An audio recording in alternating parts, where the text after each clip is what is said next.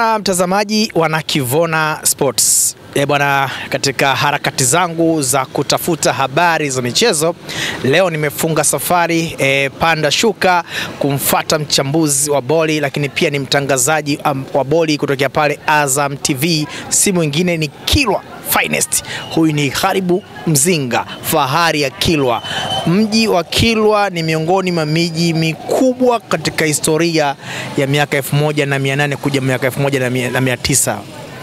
Pwani ya Kilwa ilikuwa unazungumza state kubwa sana. Hiyo state imetuachia sehemu ya urithi wake ni Gharibu Mzinga, miongoni mwa wachambuzi wenye uwezo wa hali ya juu. Kwangu mimi ni shabiki yako kwanza, na enjoy sana kufanya interview na wewe. Lakini leo kwa taarifa nilizonazo za ndani, inasemwa Clatous Chota Chama Triple C Mwamba Lusaka tarehe 28 mwezi huu itakuwa ni siku yake ya mwisho kukipiga na kikosi cha mabingwa kihistoria klabu ya Yanga. Kwa hiyo finali hatocheza. Ndio mechi yake ya mwisho, ndio usiku wa mwisho kwenye jezi ya klabu ya Yanga pale Zanzibar, kwenye mchezo wa finali ya CRDB Federation Cup dhidi ya tarehe 29 dhidi ya wenzetu kutoka pale mkoa wa Singida, anazungumza Singida Black Stars. Taarifa za ndani kwamba Chama the end, picha imefika mwisho. Mwaka mmoja kwenye kikosi cha Yanga, inasemwa baada ya Stephen Aziz Ki kuelekea Wydad Casablanca, namba 10 nyingine Chama inakwenda Falme za Kiarabu. Gharibu Mzinga, wewe ni mchambuzi na ni mtafiti mzuri kwenye masuala ya tetesi za soka barani Afrika. Mwaka mmoja kwenye kikosi cha Yanga, Clatous Chota Chama, kwako kwa tathmini Chama amefanikiwa kwa kiwango gani, tukikumbuka aliacha ufalme kwenye kikosi cha klabu ya Simba? Karibu sana, hii ni Kivona Sports na tuko kwa udhamini mzito kabisa wa The City College. Karibu sana Gharibu. Cheko lako sasa. Tusaribiane ugali bwana. Nipo kazini kaka. Niambie mwanangu, Chama ndo huyo, taarifa nilizonazo za ndani kwamba Chama anakwenda Falme za Kiarabu. Ukiangalia mwaka mmoja wa Chama kwenye kosi cha klabu ya Yanga, kwako unaweza kutathmini kwa kiwango gani? Amefanikiwa vipi au unaamini ni mwaka ambao ulikuwa kawaida sana?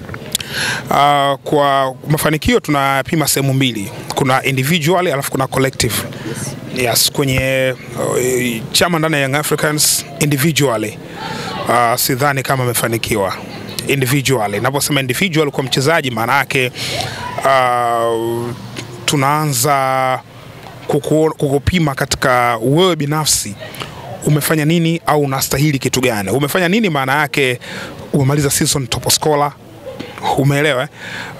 Umaliza season top assist, umeassist za kutosha, umaliza season hata let's say umecheza mechi zote, umeelewa? Kuna hiyo, lakini kuna zile za mwisho wa msimu kwa maana ya awards. Kuna tuzo alipata huyu mchezaji, alikuwa kwenye kikosi bora cha msimu, alikuwa hivi. Kwa hiyo Chama kimreti mpaka sasa hivi kwa maana ya msimu hii ambayo, kwa maana ya msimu huu ambao amecheza Young Africans, sidhani kama wewe mwenyewe au Watanzania sidhani kama watakuwa wanatarajia kumuona Chama kwenye kikosi bora cha msimu, kwa sababu kacheza mechi chache sana. Kwa hiyo licha ya ubora wake na daraja lake kubwa ambalo yuko nalo, lakini hajafanikiwa kwenye daraja la yeye binafsi. Atufikiri kama kuna tuzo yote ataipata Chama, hilo atufikiri. Atufikiri kama kuna maajabu yote makubwa yanaweza kufanyika hapa yakamfanya abebe tuzo. Umeelewa? Kwa sababu muda tayari umeshakimbia. Lakini collectively sasa ndo nakuja kwenye Young Africans kwa pamoja. Maana yake yeye Chama ni miongoni mwa msaada wa kuifanya Young Africans kubeba vikombe.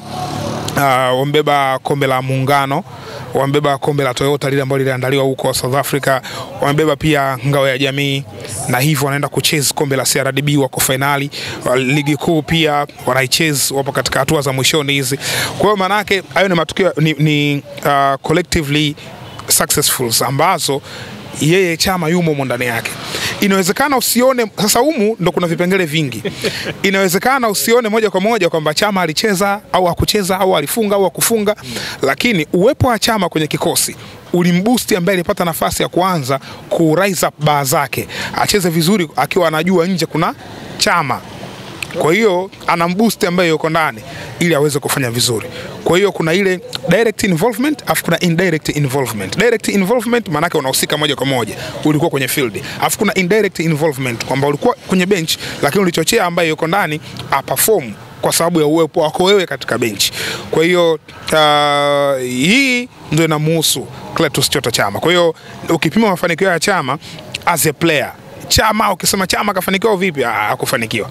Lakini Young Africans wakati wa Chama ilifanikiwa. Utapima yes walibeba trophies hizi, utasema yes ilifanikiwa. Bwana nikupata unono, ushamfahamu? Yeah. Nyuma kamera iko mdada wa shoka kabisa mwite Jackie Malki.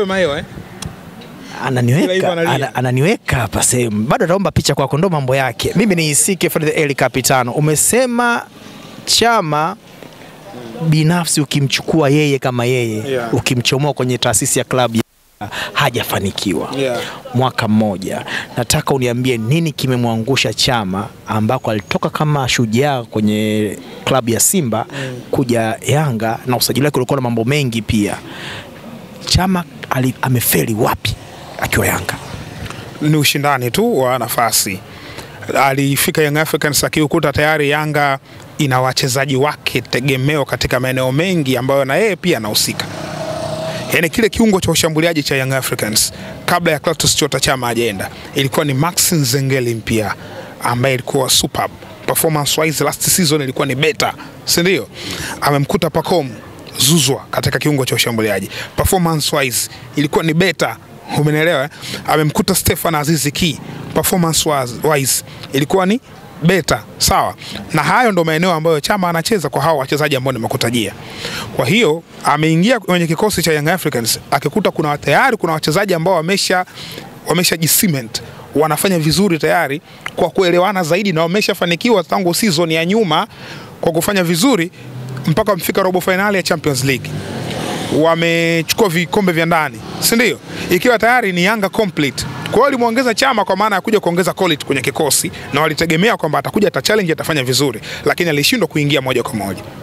Na ni makocha wote ambao wamepita ndani ya Young Africans hawakumpa nafasi. Hakupewa nafasi na Miguel Gamondi, hakupewa nafasi na Sede Ramovic, hajapewa nafasi na Melody Hamdi. Nafasi yake ni ndogo sana ukilinganisha na alivyokuwa Simba ambavyo alikuwa anacheza mara kwa mara. Sasa ndani ya Young Africans tayari kuna wachezaji ambao wameshajicement, wanafanya vizuri. Quality ya Young Africans shekhe ni kubwa, wale wachezaji ambao wako kule juu kwenye hii line ile ya kiungo cha ushambuliaji.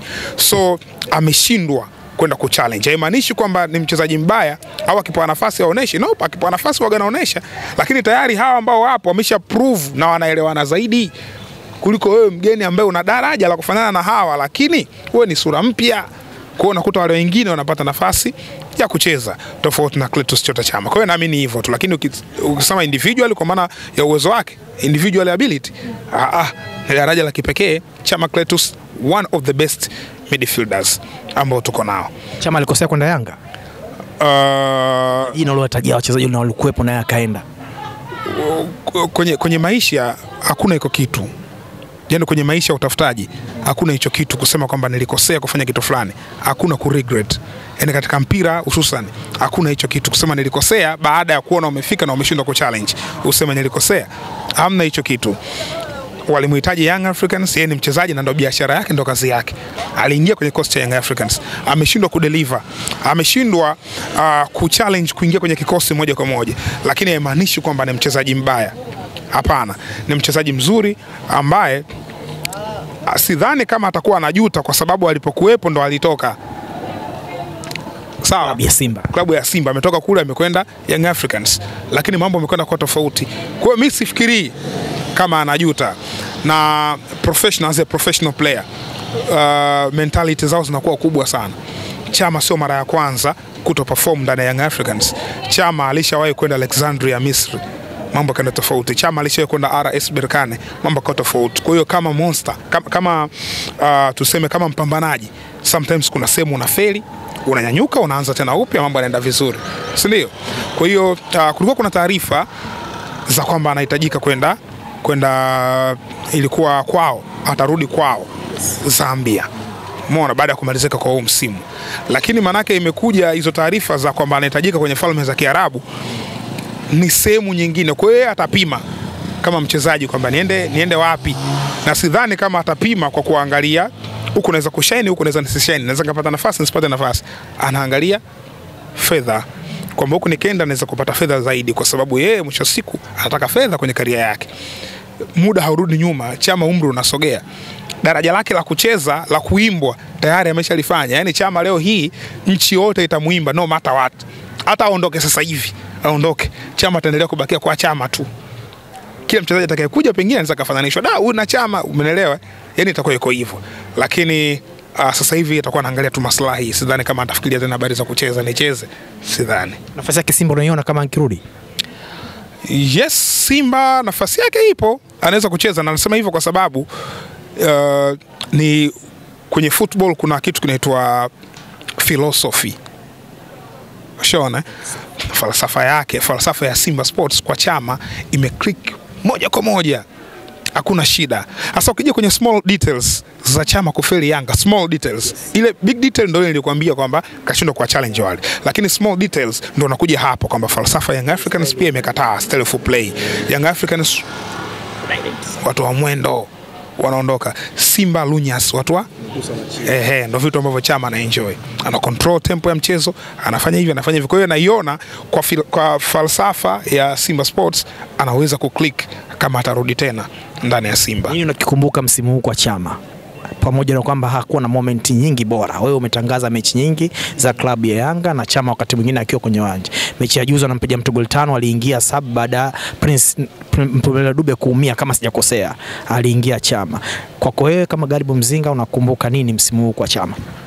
Binafsi ninachokumbuka kwa Chama ni kwa msimu huu ni unexpected, kuto kufikiria, yani kitu ambacho sikukifikiria ni Chama kuto kupata nafasi ndani ya Yanga. Yani kuna kitu kikubwa ambacho nakumbuka. Kwa sababu hajacheza mechi nyingi, sidhani kama kuna vitu tofauti, ni ile kuto kupata nafasi. Sasa Chama apata nafasi. Umeelewa? Yani kuna timu inamweka benchi Chama. Iko ndo kitu ambacho nakikumbuka sana kuhusu Chama msimu.